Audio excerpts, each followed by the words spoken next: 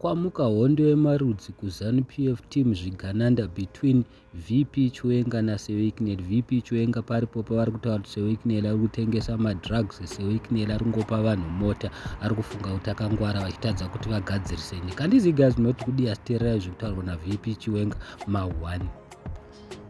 Waisa mafrasi asingaperi kuguru kwenda for free unge bisi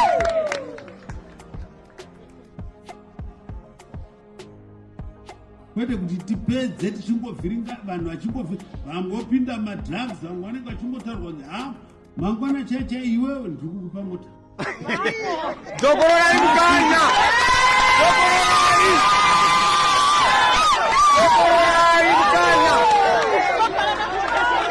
mangwana motikari zigananda. To the teachers and the educators, vadzidzisi muri mungadai muri pano, muri denhe reungwaru. I'm sure you have heard from the horse's mouth zviri kutaurwa naVP Chiwenga. VP Chiwenga munongovaziva mega, vatendere vanorova ipapo.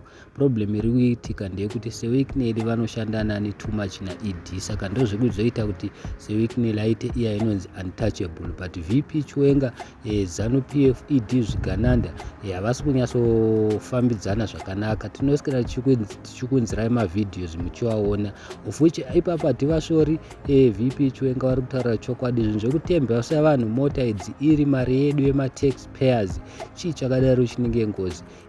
Tinoswera tichizvitaura, vamwe vanotsamwa, hatizivi kuti vanosapota musangano kana kuti chii, asi problem iri papo ndeyekuti nyango pakabatwa chete kuti ZANU-PF, vanhu veZANU-PF vana ED vana Seweiknel, the list goes on, kuti vari kuba vari kuluta, hapana chinoitika. Unongonzwa kuti saka muchaita sei. Saka at least tine mumwe munhu wane anombotaura zvake chokwadi Chiwenga achitiudza kuti chii chiri kumbonyatsoitika. Ndiye mumwe munhu asingatyi. Recently pane mupurisa wayo akasungwa akambozama kukonzeresa pakambouyawo nebombshell geza, the list goes on. Varipo vanhu vakawanda vana vaida kuzama kukonzeresa asi vanozobatwa zvavo because problem tinoti shaya support. Kudai tatine support yemapurisa nemasoja kudai zvese zvakapera. Munongoziva mega. Saka VP Chiwenga vari kuda kuita president, but looking at these things nemamiriro azvakaita hameno pachamuka hondo chete because VP Chiwenga ambovakabvuma. Thank you so much.